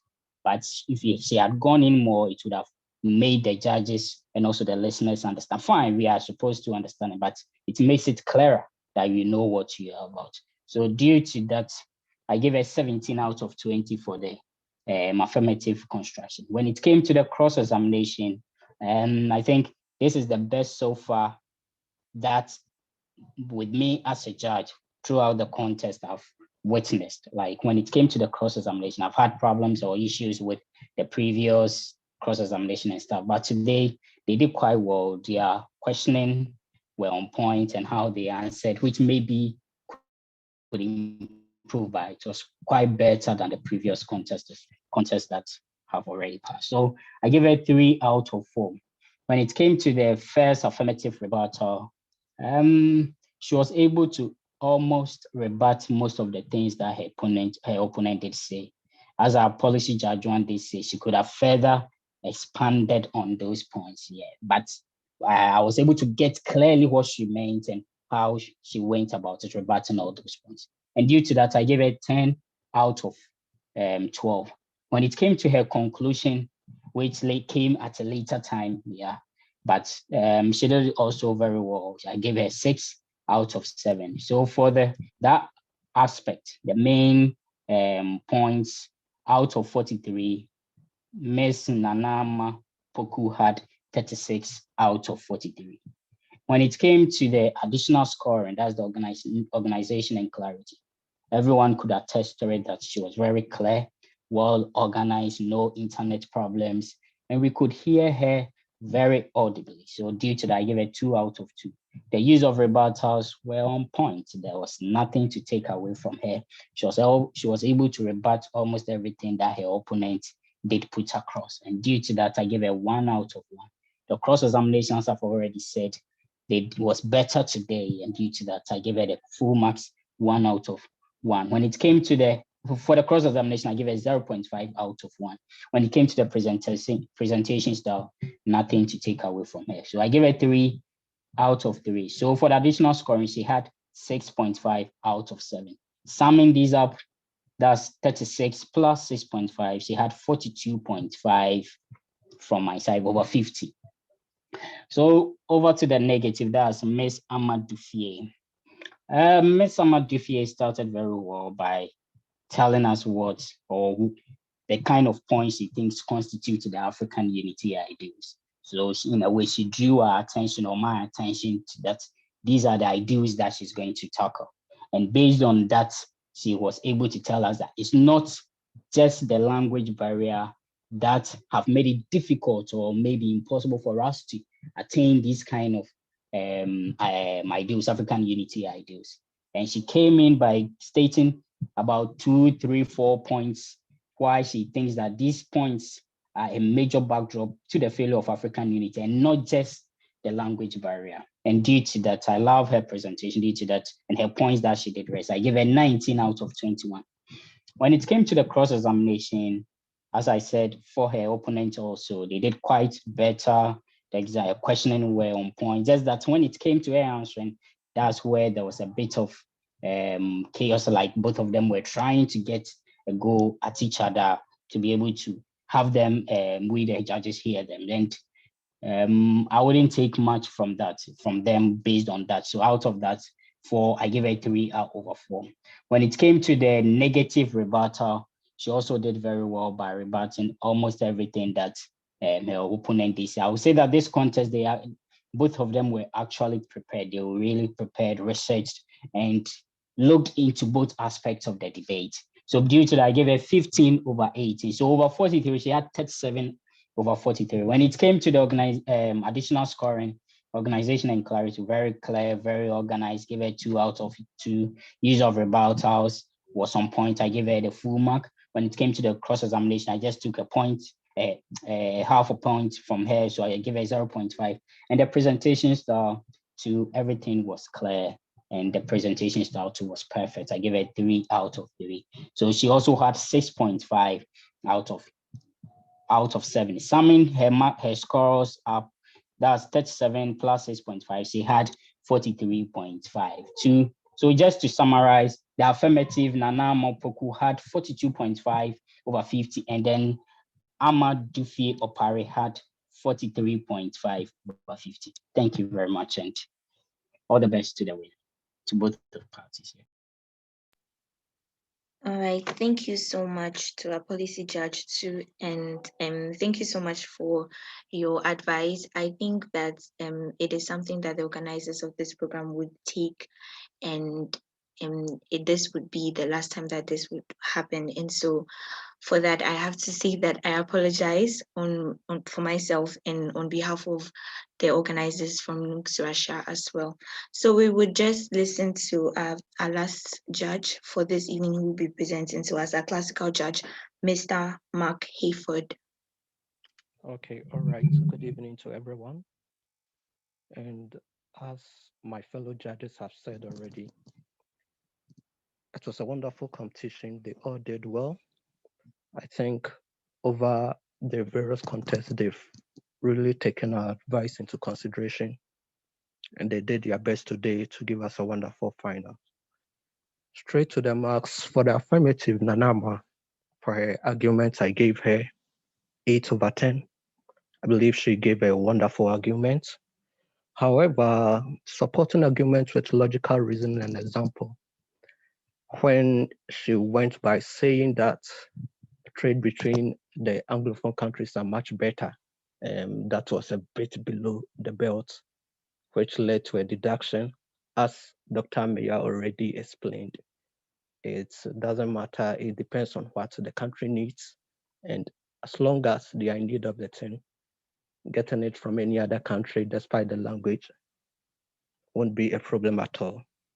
So in general, the affirmative Nanama, I scored 15/20. However, when it comes to the negative, Ama Dufie, a wonderful argument today, as I already said. So for the argument, they both had 8/10. Her presentation was, as usual, okay. She did very well. So for her presentation also, I gave her an 8/10. So in general, she also had 16/20 in all. Thank you very much.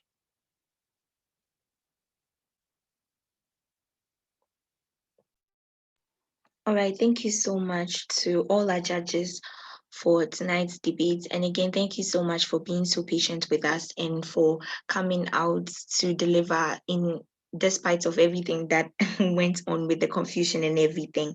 So at this point, we would just listen to our chairman, who is the chairman of the academic committee for Knidc Russia, to deliver his remarks and the final verdict. Mr. Anthony Yeboah-Kunidu. Yeah, well, once again, good evening. Good evening. Yeah, thanks for giving me the platform. But I would like to start with an apology. Since I being the chairman, I think the finals really, I don't know, I'm quite also disappointed because I think it didn't really go well with the judges and the names and all that. I think there was a mixed up somewhere. That's why all this thing happened. And I would say we are very sorry that it happened, because throughout the debate, it has never happened. I don't know why it happened that way. But I think the person delivering the final names for the judges made a mixed up somewhere. That is why all this happened. So we are very, very sorry for the mix up. And yeah, so going on with my remarks without wasting my time. I think all too soon it has come to an end with the Knidc 2021. It has really been not been an easy journey, as this year's contest was postponed twice, and even last set of contests, third and fourth, and the finals were also being postponed due to some circumstances beyond our control. But through it all, we put through, and we would like to thank the Almighty God for seeing us through. We also couldn't have done it without you. Yes, everyone listening to us today, whether on the radio or on Zoom, made this competition possible, and we would like to say a big thank you. Also, our profound gratitude goes to Knidc, that is Ukraine and Russia, for helping us make this competition a reality. Not forgetting our honorable judges, who has been with us throughout the entire competition, despite the changes in our schedules. To our presenters, we say a thank you, and a special thank you to the media committee for making this platform available and also airing the contest live on the radio. And also to all our contestants. There wouldn't have been any contest without you, and for that we say a very big thank you. And always remember that you are all winners because you made this KNIDC 21 a success. Finally, to my people, the Academic Committee of 2021, I say well done to you all. Long live Nuke Russia, long live Nuke Ukraine. Thank you. And I think today's contest was a very challenging one. It was interesting. And given the final verdict, I think it was really tight. And I would like to say both Amas did well, and it was just a slight difference. As I said, it was a slight difference, just a 1 point mark that's separated the two Amas. So the second place goes to the first Amananama, who scored 123.5 over 150. And our winner for this KNIDC 21 is Ama Dufie Opare, who scored 124.5 over 150. So thank you all. Long live us all.